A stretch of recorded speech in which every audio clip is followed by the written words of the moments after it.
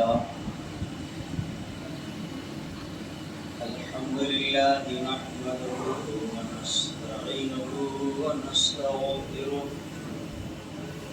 ونؤمن به ونتوكل عليه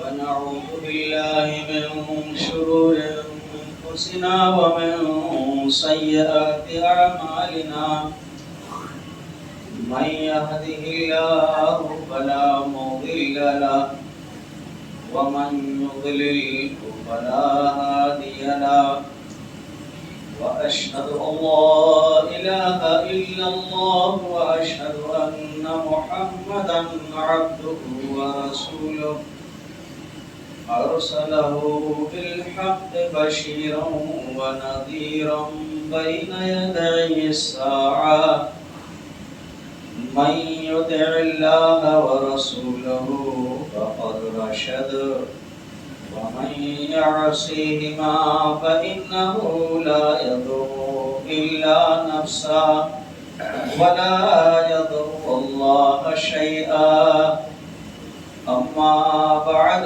فإن خير الحديث كتاب الله وخير الهدي هدي محمد صلى الله عليه وسلم وشر الأمور محدثاتها وكل محدثة بدعة وكل بدعة ضلالة وكل ضلالة في النار.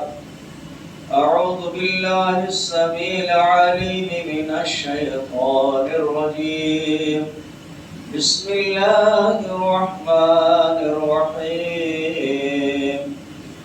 قاف والقرآن المجيد بل عجبوا أن جاءهم منذر منهم فقال الكافرون هذا شيء عجيب أإذا متنا وكنا ترابا ذلك رجع بعيد قد علمنا ما تنقص الأرض منهم وعندنا كتاب حفيظ بل كذبوا بالحق لما جاءهم فهم في أمر مريج أفلم ينظروا إلى السماء فوقهم كيف بنيناها وزيناها وما لها من فروج والأرض مددناها وألقينا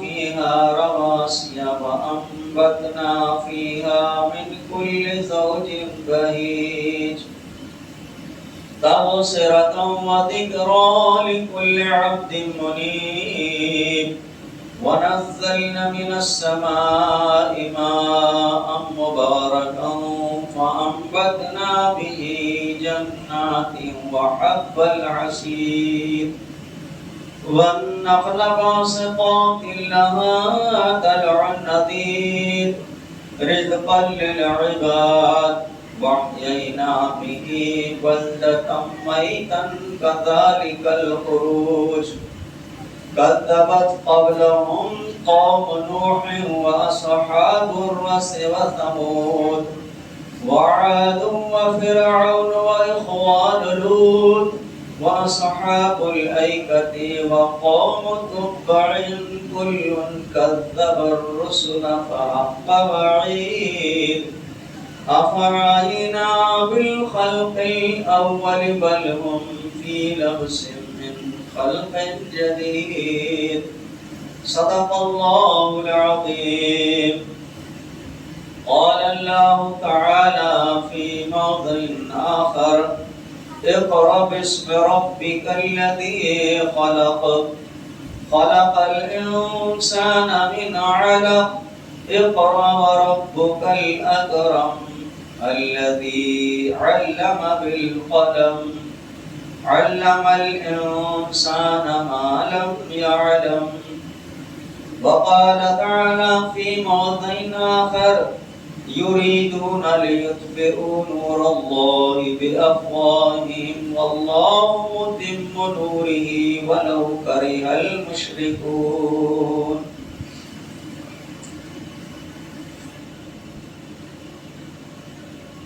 قال النبي صلى الله عليه وسلم لا تمنعوا أماء الله مساجد الله.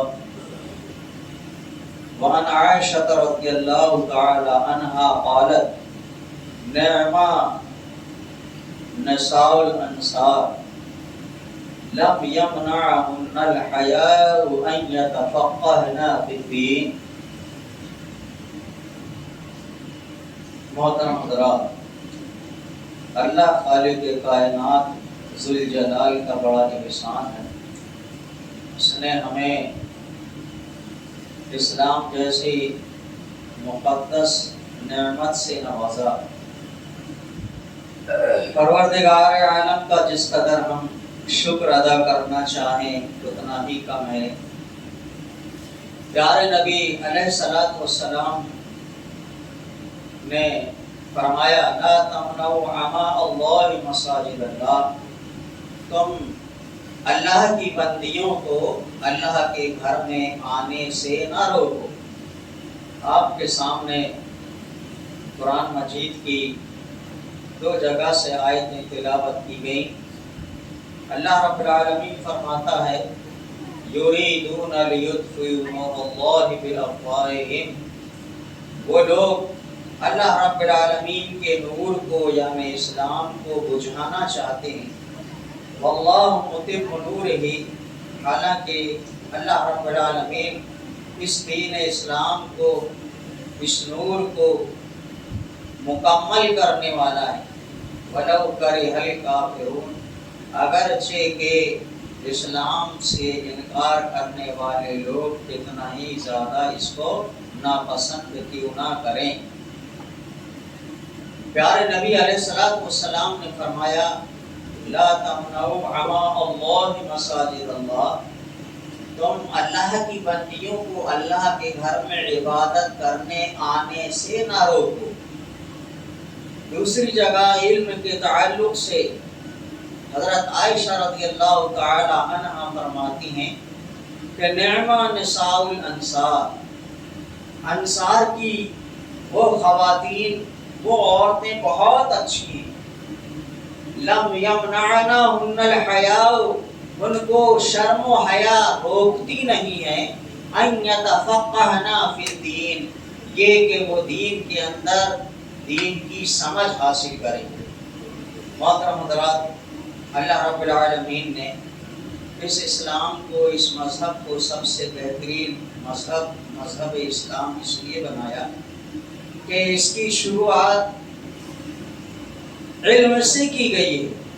اللہ رب العالمین نے محمد رسول اللہ صلی اللہ علیہ وسلم سب سے پہلے جو آیت کریمہ غار میں نازل فرمائی، اس وقت آپ اللہ رب العالمین کی تلاش میں فکر مند تھے. ایسے موقع پر جبریل امین آپ کے پاس آئے اور کہا کہ اقرا، پڑھو. محمد رسول اللہ صلی اللہ علیہ وسلم نے فرمایا ما انا بقارع، میں پڑھنا نہیں جانتا. آپ نے پھر جبریل امین نے 2 مرتبہ آپ سے کہا، پھر آپ نے کہا میں پڑھنا نہیں جانتا. تیسری مرتبہ میں آپ کو جبریل امین نے زور سے سینے سے لگا کر دبایا اور کہا اقرا بسم ربک الذی خلق، تم پڑھیے، آپ کا رب بہت زیادہ معزز ہے. خلق الانسان من علق، جس نے انسان کو ایک انجان چیز سے جان میں تبدیل فرمایا. خلق الانسان من علق اقرا وربک الاکرم، پڑھیے اس رب کے نام سے کہ جس نے، جو بہت زیادہ معزز ہے. الذی علم بالقلم، جس نے انسان کو قلم کے ذریعے علم عطا فرمایا. یہاں پر اس آیت کریمہ کے اندر علم سیکھنے سکھانے کی بات صرف مردوں کے لیے نہیں ہے. وحی کا نزول انبیاء علیہ السلام کی آمد و رفت یہ صرف مردوں کے لیے نہیں ہے، بلکہ یہ انسانوں کے لیے ہے۔ انسانوں میں مرد اور عورتیں، جن، یہ تمام کے تمام چیزیں آ جاتی ہیں۔ اللہ کے رسول محمد رسول اللہ صلی اللہ علیہ وسلم نے اس دین کو تمام ادیان پر غالب رہنے والا دین فرمایا ہے۔ اللہ کے رسول صلی اللہ تعالی علیہ وسلم فرماتے ہیں کہ سویا بیا میرے لیے جو ہے پوری دنیا کا نقشہ میپ سامنے رکھا گیا ہے۔ اللہ کے رسول صلی اللہ علیہ وسلم فرماتے ہیں کہ پوری دنیا کا میپ میرے سامنے لا کر رکھ دیا گیا ہے، اور مجھے جو ہے یہ بتلایا گیا ہے کہ وَإِنَّ أُمَّتِي سَيَبْلُغُ مُلْكَهَا مَا سُوَبِي مِنْهَا، میری اسلامی مملکت، میری اسلامی حکومتیں، میرے اسلام کے بلند کرنے والے لوگ پوری دنیا کے اندر چھائے جائیں گے۔ اس میپ کے اندر جتنا دنیا کا نقشہ بتایا گیا ہے وہ پورا کا پورا جو ہے اسلام کے بلند کرنے والے لوگ وہاں تک پہنچیں گے، اس مقام تک پہنچیں گے۔ تو یہ اسلام پوری دنیا میں پھیلنے والا ہے۔ یریدون لیطفئوا نور اللہ بافواہہم، مگر دوسری طاقت یہ بھی ہے جو یہ چاہتی ہے کہ اسلام کو وہ بالکل نیست نابود کر دیں، ختم کر دیں، حالانکہ واللہ متم نورہ، اللہ رب العالمین اس دین اسلام کو پوری دنیا کے اندر مکمل طریقے سے پھیلانے والا ہے۔ محترم حضرات، یہ اسلام ہر اعتبار سے ہمارے لیے بہت ہی زیادہ انسانیت کا پیغام دینے والا ہے۔ اسلام کے جتنے بھی ارکان ہیں یہ تو ہم اس لیے ادا کرتے ہیں کہ اللہ کا فرمان ہے۔ نماز، روزہ، حج، زکوٰۃ، یہ سارے فرامین اللہ رب العالمین کے لیے ہیں، لیکن ہم غور کریں، دیکھیں کہ ان سارے احکامات اسلام، ارکان اسلام کے اندر جو ہے انسانیت کو بھی مقدم رکھا گیا ہے۔ جہاں نماز کا حکم دیا گیا کہ تم اقیموا الصلاۃ، نماز قائم کرو، وہیں یہ حکم دیا گیا ہے کہ جماعت کے ساتھ نماز قائم کرو، وقت پر نماز قائم کرو۔ نماز کا اتنا بہترین اچھا سسٹم دنیا کے اندر سب مذاہب والے ہیں، لیکن کسی مذہب کے پاس میں اتنا اچھا سسٹم نہیں بنایا گیا کہ ایک ہی صف میں کھڑے ہو گئے محمود و ایاز، نہ کوئی بندہ رہا نہ کوئی بندہ نواز، تو ایک ہی صف میں امیر غریب کالا گورا یہ کھڑے ہو کر اللہ کی عبادت کرتے ہیں۔ اس سے بڑھ کر انسانیت اور مساوات کا پیغام دینے والا کون سا مذہب ہو سکتا ہے جو اسلام نے ہم کو نماز میں سکھایا ہے۔ دوسری چیز جو ہے روزہ ہے۔ روزہ جس سے ابھی ہم کچھ دن پہلے گزرے ہیں، روزہ ہم کو اللہ کی عبادت کے ساتھ ساتھ یہ بھی ہم کو بتایا ہے کہ تھوڑا بھوکا رہ کر دیکھو، بھوکا رہنے کے بعد میں اللہ کیسا یاد آتا ہے۔ یہ بھی معلوم ہو جاتا ہے کہ کسی کے گھر میں ایک وقت میں چولہا نہیں جلتا، اس کے پاس روپیہ پیسہ نہیں ہوتا، تو وہ اس کو کیسی فکر لاحق ہوتی ہے، وہ کتنا پریشان ہوتا ہے۔ تیسری چیز جو ہے زکوٰۃ کے بارے میں یہ بتایا گیا ہے کہ زکوٰۃ بھی اسلام کا ایک اہم فریضہ ہے۔ اللہ کے رسول صلی اللہ تعالیٰ علیہ وسلم حضرت معاذ بن جبل رضی اللہ تعالیٰ عنہ کو یمن کا گورنر بنا کر بھیجتے ہیں، تو اس وقت میں یہ آپ ان کو یہ سبق سکھاتے ہیں، یہ تلقین کر کے بھیجتے ہیں کہ تم وہاں جا رہے ہو فاخبرہم، تم ان کو جو ہے فاخبرہم، ان کو دین کی خبر کرو، اور یہ بھی بتاؤ کہ ان اللہ قد افترض علیہم صدقۃ، تمہارے اوپر اللہ رب العالمین نے زکوٰۃ کو فرض کیا ہے، تؤخذ من اغنیائہم وترد الی فقرائہم، مالداروں سے لی جائے، غربا اور مساکین میں اس کو تقسیم کیا جائے۔ حضرت معاذ بن جبل کو اللہ کے رسول صلی اللہ علیہ وسلم نے سن 9 ہجری میں یمن کا گورنر بنا کر بھیجا تھا۔ اس زکوٰۃ کے نفاذ کرنے میں انہوں نے اسلام کو اتنے زور و شور سے پھیلایا کہ وہاں جو ہے تنگ دستی ملک ممالک جو ہے وہ خوشحالی میں تبدیل ہو گئے، یہاں تک کہ وہ جو زکوٰۃ وصول کرتے تھے، زکوٰۃ کے مال کا جو ہے 25% مال شروع میں وہ مدینہ بھیج دیا کرتے تھے، اس کے بعد میں وہ 50% بھیجنے لگے، یہاں تک کہ حضرت عمر رضی اللہ تعالیٰ عنہ کا دور خلافت جب آیا تو اس وقت میں وہ 60%، 50% سے 60% پورا کا پورا مال جو ہے وہ مدینہ بھیج دیا کرتے تھے یمن سے۔ حضرت عمر رضی اللہ تعالیٰ عنہ نے فرمایا کہ اے معاذ، کیا تمہیں صرف مال اکٹھا کرنے کے لیے یمن بھیجا گیا ہے؟ تو حضرت معاذ بن جبل رضی اللہ تعالیٰ عنہ فرماتے ہیں کہ اے خلیفۃ المسلمین، یہاں پر جو ہے کوئی زکوٰۃ لینے والا غریب نہیں ہے، یہاں خوشحالی ہے، خوشحالی ہے۔ ذرا اندازہ لگائیے زکوٰۃ کا یہ سسٹم کس قدر خوشحالی فراوانی پیدا کرنے والا ہے، انسانیت اور مواخات کا بہترین پیغام دینے والا ہے یہ زکوٰۃ کا پیغام۔ اس کے بعد میں حج کا فریضہ ہے جو کہ جس کی ہم ادائیگی کرنے جاتے ہیں تو وہاں یہ دیکھتے ہیں کہ کس طریقے سے وہاں پر بھی ایک ہی لباس میں، ایک ہی پوشاک میں، ایک ہی زبان سے سب کے کلمے بلند ہوتے ہیں، اللہ اکبر کی صدائیں بلند ہوتی ہیں۔ یہ تمام کے تمام اتفاق و اتحاد، اخوت، بھائی چارگی کے تمام پہلو ان اسلام کے ارکان میں ہم کو مل جاتے ہیں محترم حضرات۔ لیکن ہم ابھی چند دنوں سے ہم یہ دیکھتے ہیں کہ ہمارے اندر سے یہ چیزیں کیوں کم ہو رہی ہیں۔ ہم نے اقرأ باسم ربک الذی خلق اس آیت کا مطلب ہم نے یہ سمجھ لیا ہے کہ ہم مسلمان لڑکوں کو ہی پڑھائیں، مسلم لڑکیوں کو تعلیمات سے ہم کو دور رکھیں، اور ہماری ایک سوچ یہ بھی ہو گئی ہے کہ بچے کو ہم کیا فائدہ جی لکھا پڑھا کر، وہ لکھ پڑھ کر جو ہے ہم اس کے اوپر توجہ خرچ کریں گے، روپیہ پیسہ خرچ کریں گے، وہ بہا کر دوسرے کے گھر میں چلی جائے گی، ہم کو اس کا فائدہ نہیں ہوگا۔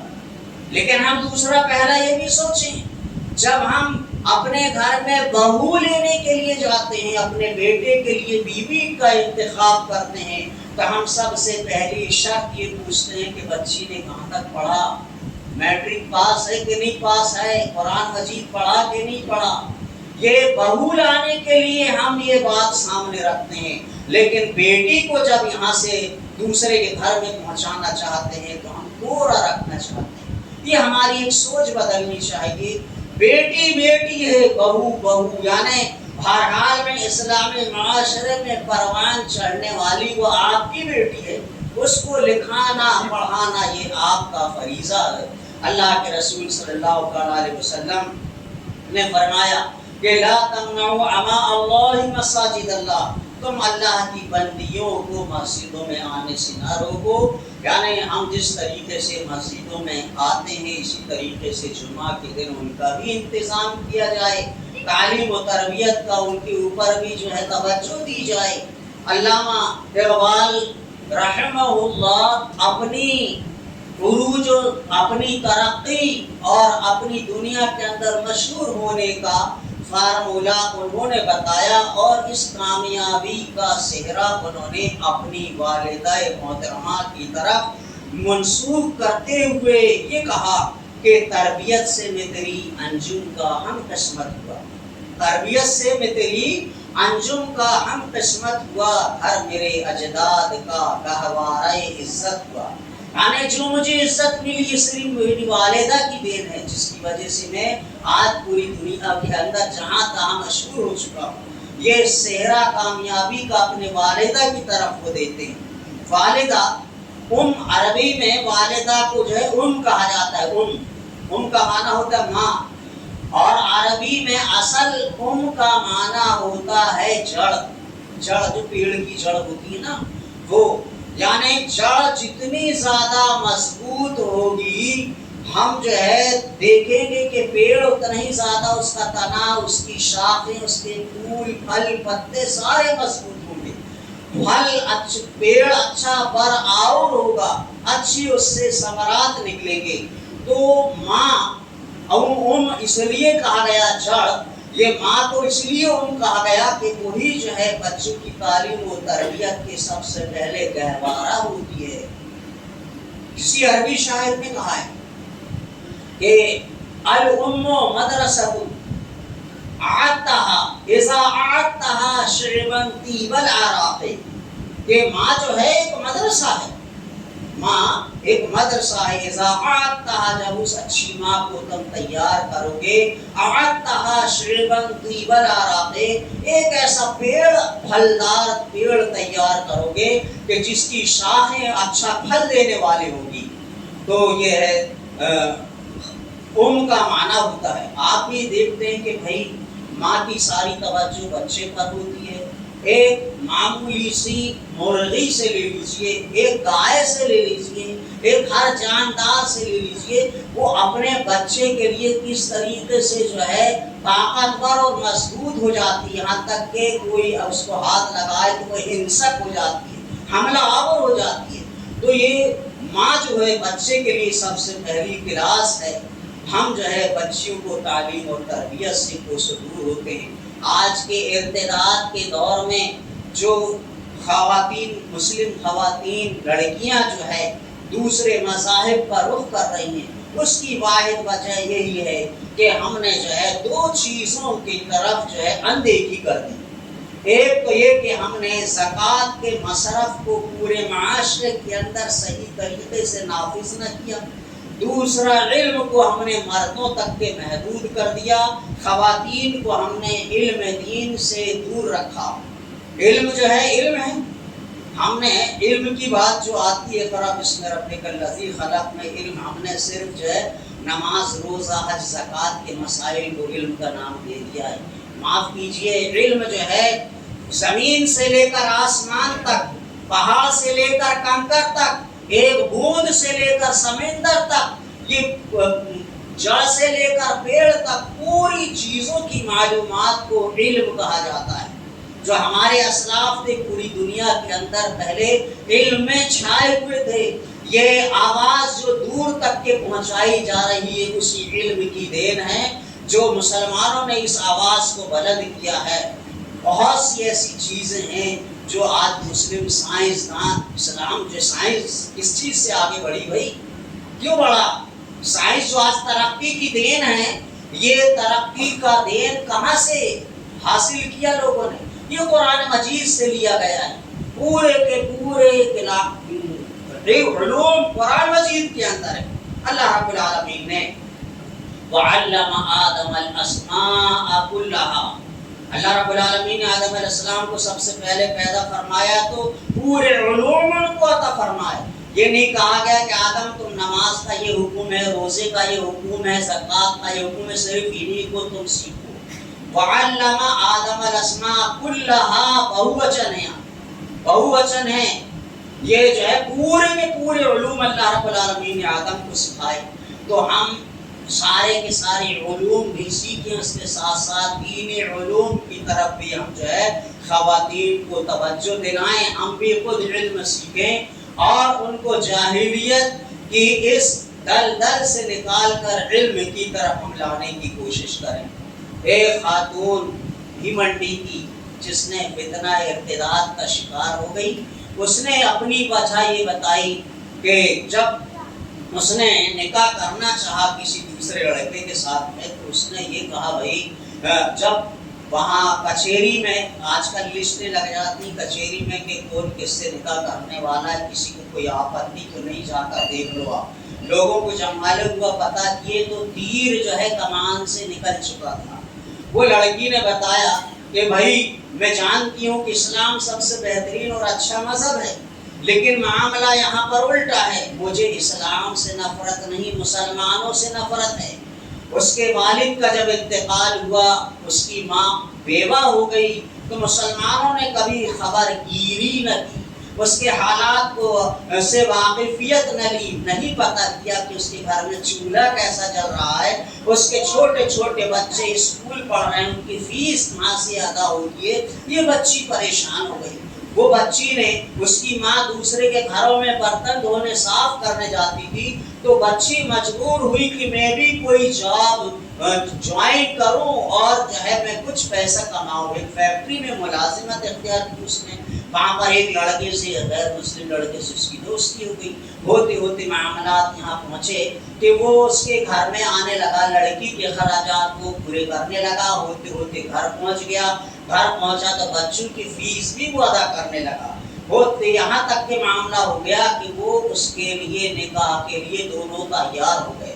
محترم حضرات، یہ زکوٰۃ کا جو مصرف ہے نا، یہ علوم و فنون کو آگے بڑھانے کے لیے سب سے پہلا جو ہے ذریعہ ہے۔ معاشرے کے اندر فقر و فاقہ کو دور کرنے کے سب سے پہلی سیڑھی ہے، سب سے پہلا زینہ ہے یہ زکوٰۃ، جو آج معاشرے میں ہر جگہ پر اس کی ضرورت ہوتی ہے۔ تو تعلیم کے ساتھ ساتھ میں جو ہے زکوٰۃ کا صحیح مصرف ہونی چاہیے۔ ابھی رمضان المبارک سے ہم گزرے، آپ نے دیکھا ہوگا سفراء کرام، مدارس کے سفراء کرام جو ہے مدرسے چلا رہے ہیں، وہ بڑے زور و شور سے اعلان کرتے ہیں کہ میں فلاں فلاں مدرسے سے آیا ہوں، آپ میرے کو عشر زکوٰۃ کا پیسہ دیجیے۔ وہاں پر مدرسے میں غریب مفلس نادار بچے پڑھتے ہیں، کیا بولتے ہیں؟ مدرسے میں مفلس غریب نادار بچے پڑھتے ہیں۔ اللہ اکبر، ذرا غور فرمائیے، میں بھی اسی مدرسے کا پڑھا ہوں، آپ ایسا سوچیں ہرگز نہیں کہ مولویوں نے یہ بات نہیں کہی، آپ کیوں کہہ رہے یہ بات؟ معاف کیجئے، عشر زکوٰۃ کا پیسہ کیا آپ صرف مدرسوں ہی کے اندر محدود کرتے ہیں؟ آج معاشرے کے اندر ہم نے یہی جاری کر دیا ہے کہ زکوٰۃ کا پیسہ پورا مدرسے کے اندر جائے۔ ان غرباء اور مساکین، اللہ رب العالمین نے فرمایا ان صدقات للفقراء والمساکین وابن السبیل والغارمین علیہم وفی الرقاب، آخر میں چھٹی قسم میں وابن السبیل بتایا گیا ہے کہ جو اللہ راہ میں ہو ان کو جو ہے زکوٰۃ کا پیسہ دیا جائے، لیکن سب سے پہلے فقراء، مساکین، غرباء ان کو کہا گیا ہے، جو قرض دار ہو چکا ہے اس کو کہا گیا ہے، اور اس کے تعلیف قلب کے لیے کہا گیا ہے۔ یہ سب سے بڑا ذریعہ ہے، سن لیجیے، تعلیف قلب، زکوٰۃ کے مال کو، لوگوں کے دلوں کو اپنی طرف مائل کرنے کے لیے سب سے پہلا ذریعہ زکوٰۃ کا مال ہے۔ لیکن آج الٹا ہو گیا محترم حضرات، دوسرے لوگوں نے تو اعلان کر دیا کسی مسلم بچی کو آپ اپنے شادی میں لے آؤ، زندگی کا اس کو بنا لو، شریک بنا لو، ان کو اتنے اتنے لاکھ روپے دیں گے، سروس دی جائے گی، مکان دی جائے گی۔ یہ تو اصول بعد میں ہے بھائی، ہمارے اسلام نے بہت پہلے کہہ دیا، سے 1400 برس پہلے، کہ والمؤلفۃ قلوبہم، تالیف قلب کے لیے زکوٰۃ جو ہے دی جائے۔ ہم کہاں اس میں مصرف کر رہے ہیں بھائی؟ ہمارے پاس کوئی لسٹ نہیں ہے۔ آج ہمارے پاس میں گھر میں کوئی پروگرام ہو جائے، شادی بیاہ عقیقہ کوئی فنکشن ہو جائے، ہماری لسٹ یا لمبی تیار ہو جاتی ہے، ہم کو کس کس بھائی کو دعوت دینا ہے، کس کو بلانا ہے پروگرام۔ لیکن ہمارے محلے پڑوس کے اندر یہ بتا دیجئے کہ کہیں ہم نے لسٹ بنائی کیا کہ آپ کے محلے پڑوس میں کتنے غریب ہیں، کتنی بیوائیں ہیں، کن کو ہم کو مال زکوٰۃ ہم کو ان کو دینا ہے؟ یہ لسٹ ہم نے نہیں بنایا ہے، ہم کو اتنی فرصت نہیں غربا اور مساکین کو لسٹ بنانے کی۔ جب تیر ہاتھ سے نکل جاتا ہے، جب ہم پریشان ہوتے ہیں، تو مؤلفۃ قلوب یہ زکوٰۃ کا سب سے پہلا مصرف ہے آج کے زمانے میں، جو آپ اس راہ میں اس پیسے کو آپ لگا سکتے ہیں۔ دوسری چیز آپ نے دیکھا ہوگا کہ زکوٰۃ وصول کرنے والے، مدرسے کا وصول کرنے والے صرف رمضان میں کیوں آتے ہیں بھائی؟ کیوں آتے ہیں رمضان کے اندر؟ دیگر دنوں کے اندر کیا زکوٰۃ فرض نہیں ہے؟ کیوں آپ صرف رمضان میں زکوٰۃ نکالتے ہیں؟ اس لیے کہ 10 گنا سے 70 گنا تک زیادہ ثواب ملے گا۔ معاف کیجئے گا، یہ ہماری سوچ غلط ہے۔ ہم اپنی سوچ کو پاک صاف کریں، خلوص للہیت کے ساتھ زکوٰۃ ہم نے کسی غریب کو 10 روپے نکال کر دیں تو آپ کو 10 لاکھ گنا زائد اللہ رب العالمین آپ کو ثواب دے گا۔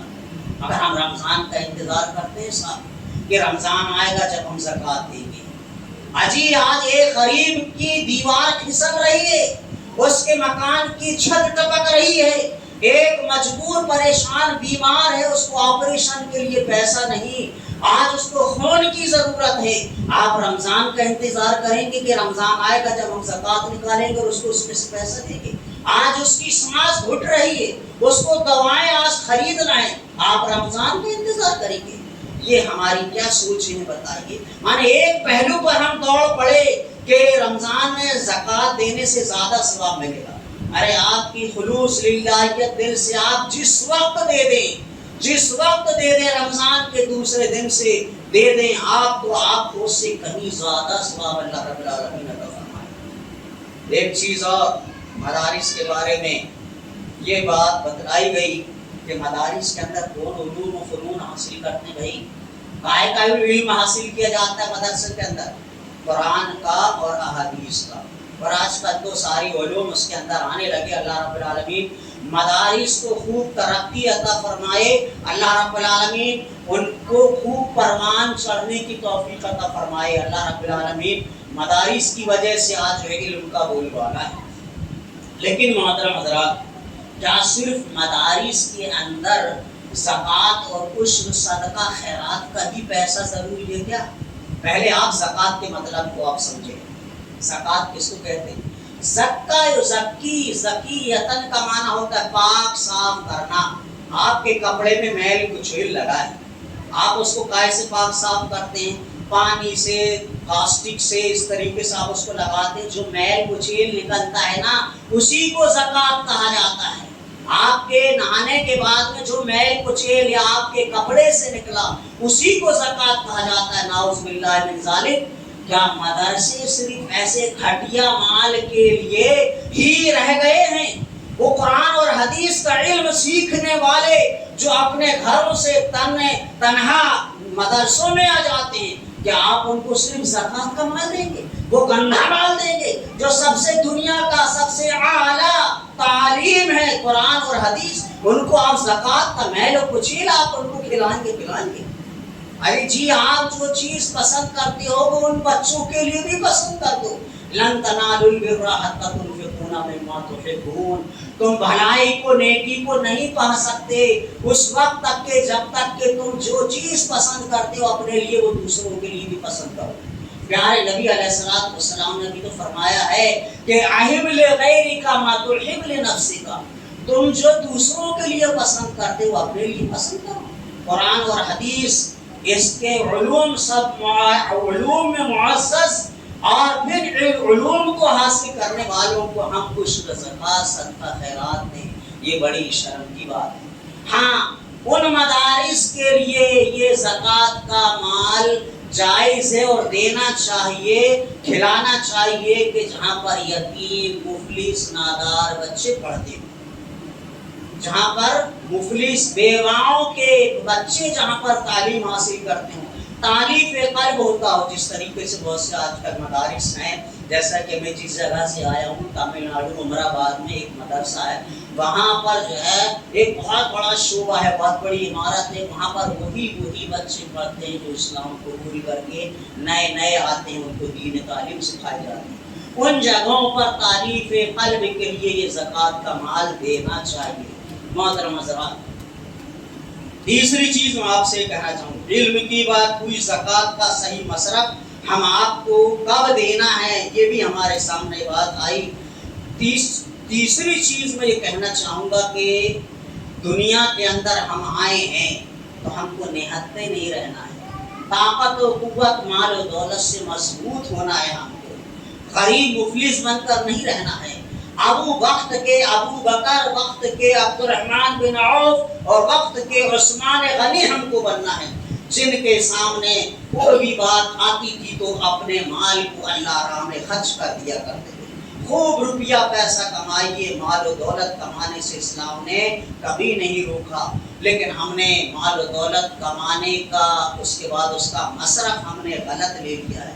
اللہ راہ میں ہم خرچ نہیں کرتے، اس لیے فضولیات میں وہ پیسہ بہت زیادہ جاتا ہے۔ حضرت عثمان غنی رضی اللہ تعالی عنہ کے سامنے بات آئی کہ ایک کنواں ہے مکہ کے اندر کہ اس سے لوگ جو ہے مسلمانوں کو پانی پینے سے روکتے ہیں اور دوسرے لوگوں کو اجازت دی گئی ہے۔ حضرت عثمان غنی کے بعد میں جب اللہ کے رسول صلی اللہ علیہ وسلم نے فرمایا کہ کون شخص ایسا ہے جو جنت میں اپنا ایسا اونچا مرتبہ حاصل کرے، تو حضرت عثمان غنی نے فوراً اس کنویں کو جو ہے پورے لوگوں کے لیے خرید کر عام کر دیا، پورے لوگوں کو پانی پینے کی اجازت دے دی، بغیر کسی تفریق کے سارے لوگ جو اس پانی کو پینے لگے۔ حضرت ابو بکر صدیق رضی اللہ تعالیٰ عنہ کے پاس مال تھا، حضرت عثمان وقت کے سب سے بڑے جو ہے مالدار انسان صحابی رسول تھے، حضرت ابو بکر رضی اللہ تعالیٰ عنہ کو بھی اللہ نے دیا تھا، حضرت بلال رضی اللہ تعالیٰ عنہ، ان کا مرتبہ کس کو نہیں معلوم بھائی؟ حضرت بلال کے مرتبے سے کون واقفیت نہیں رکھتا؟ جو اللہ کے رسول صلی اللہ علیہ وسلم جب معراج پر گئے تو اس وقت میں اللہ کے رسول صلی اللہ علیہ وسلم کے سامنے سے جا رہے ہیں، حضرت اللہ کے رسول صلی اللہ علیہ وسلم نے فرمایا کہ یہ کون ہے جو میرے سامنے جا رہے ہیں؟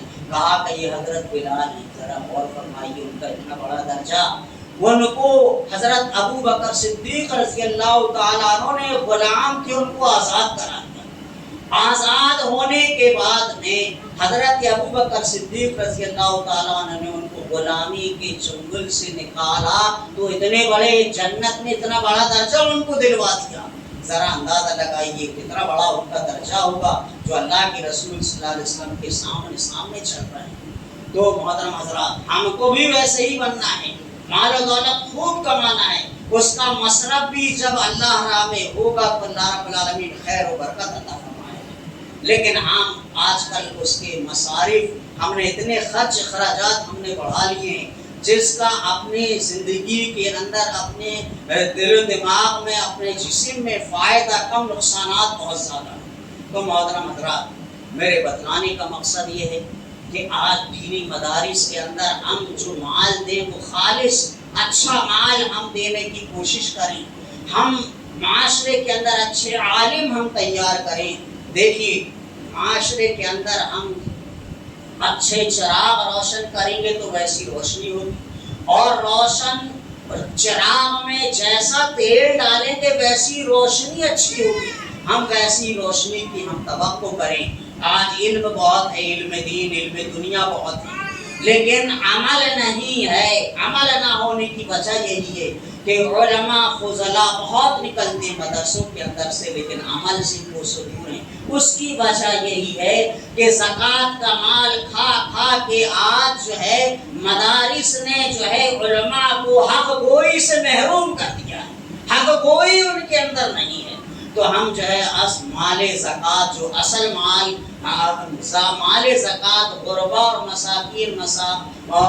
مساکین کو اور تالیف قلب کے لیے ایسے گھروں میں ہم تقسیم کرنے کی کوشش کریں، اور خالص مال ہم مدارس میں دیں تو انشاءاللہ باعمل عالم پیدا ہوں گے، ورنہ ایسے ہی معاملہ ہوگا جیسے کہ اسٹیل کے برتن دیکھنے میں بہت اچھے لیکن فائدہ ان سے جو ہے کم، نقصان زیادہ ہے۔ یہی معاشرے کے اندر آج ماحول ہے۔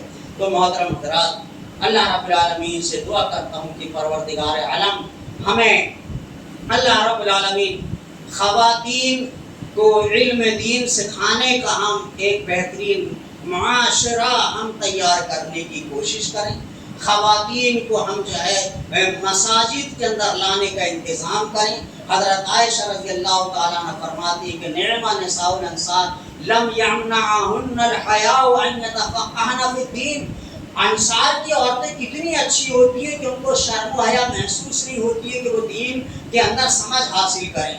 اور اسی طریقے سے حضرت نعمان رضی اللہ تعالیٰ عنہ کی بیٹی فرماتی ہیں کہ ما حفظت سورہ قاف الا من رسول اللہ صلی اللہ علیہ وسلم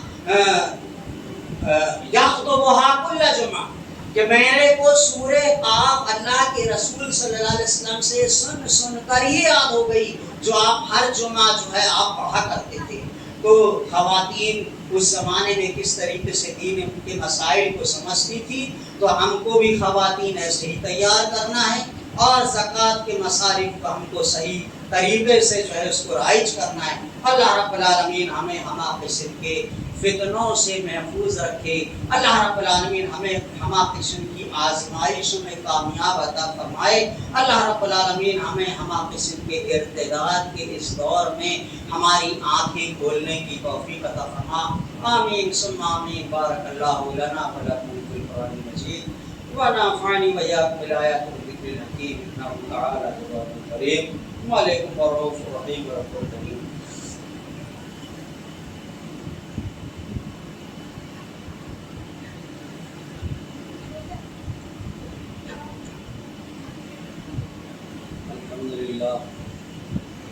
الحمد لله وحده والصلاة والسلام على من لا نبي بعده أما بعد إن الله وملائكته يصلون على النبي يا أيها الذين آمنوا صلوا عليه وسلموا تسليما اللهم صل على محمد وعلى آل محمد كما صليت على إبراهيم وعلى آل إبراهيم إنك حميد مجيد اللهم بارك على محمد وعلى آل محمد كما باركت على إبراهيم وعلى آل إبراهيم